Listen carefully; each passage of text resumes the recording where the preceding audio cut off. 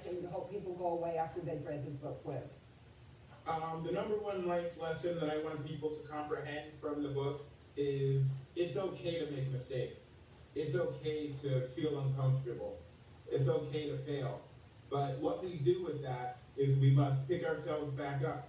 For instance, if we fall 100 times, or if we fall down 1,000 times, we must pick ourselves back up 101 or 1,001 times. So what do lemurs, tennis, and life skills have in common? They all come together in a fascinating tale in Sarasota author Kipling Sanders' debut children's book, The Wonderful Adventures of Lemur Blue. And when you buy the book, it comes with online world-class tennis instructors. And those instructions are from tennis player and coach John Eagleton with Sports Ed TV, and they're included with the purchase of the book. Hey, welcome you two. You worked together on this project. Kipling, tell us what the book's about. The book's about a wonderful story where there's an endangered animal, a lemur, ring-tailed lemur, and he learns how to play tennis.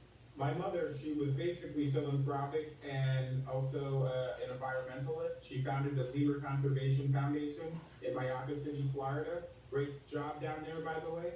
And I had some basic situations where I struggled in my personal life, some personal struggles. So I had the main character have some personal struggles and hurdles that he had to come over. And basically, he got a good motivational pep talk from his coach, Eagleton, and he got hungry, and he got really hungry to win, and he wanted to win big.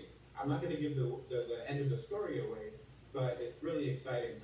But it's about overcoming self-esteem, overcoming identity issues, self-esteem issues, areas where there's doubt, and replacing that doubt with a positive, replacing that doubt with a solution, and having a good result as a result at the end of that, or a product, or a person, or a clearer head as a person, if you will. You've got such an interesting background. Did you rely on that? Is that where you got inspired for this book? Actually, yeah, I was raised in Soho, Lower Manhattan, New York City, known as the art district of the world. And my mother, she was an actress, a singer, and then she's done a lot of stuff as well. And my father owned some restaurants, Chinese Chan's, Kipling's Last Resort in New York City. And so I got exposed to the art and the culture of New York, and the creativity and the entertainment. And so naturally, I just gravitated toward the arts, and basically being really good with creativity and writing books. I love to write. I have about 2 or 3 other books I'm coming out, and my second book comes out in a few months. And John, you are a motivator, an educator, and a tennis coach. Why did you decide to get involved with this book?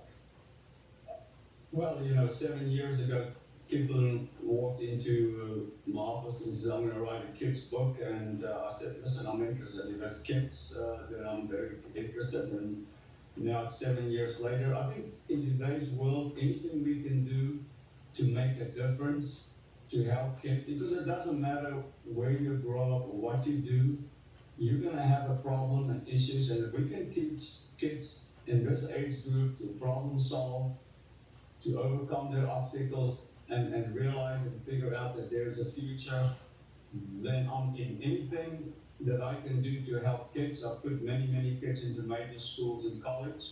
But for me, this is even more special when you can develop kids at a younger age. John, the book includes online tennis lessons. What can I learn from those?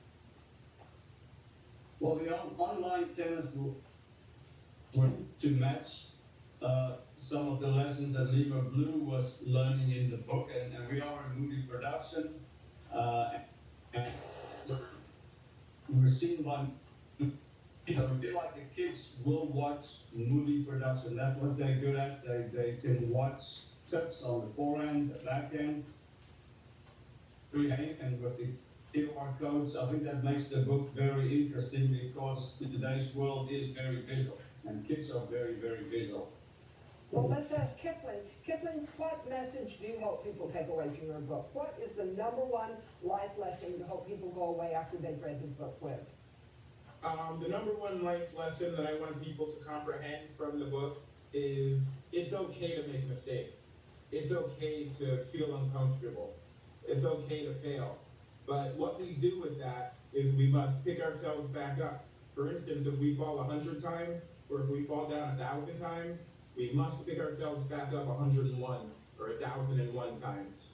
And basically, why do we fall down? So we can learn to pick ourselves back up again and be strong.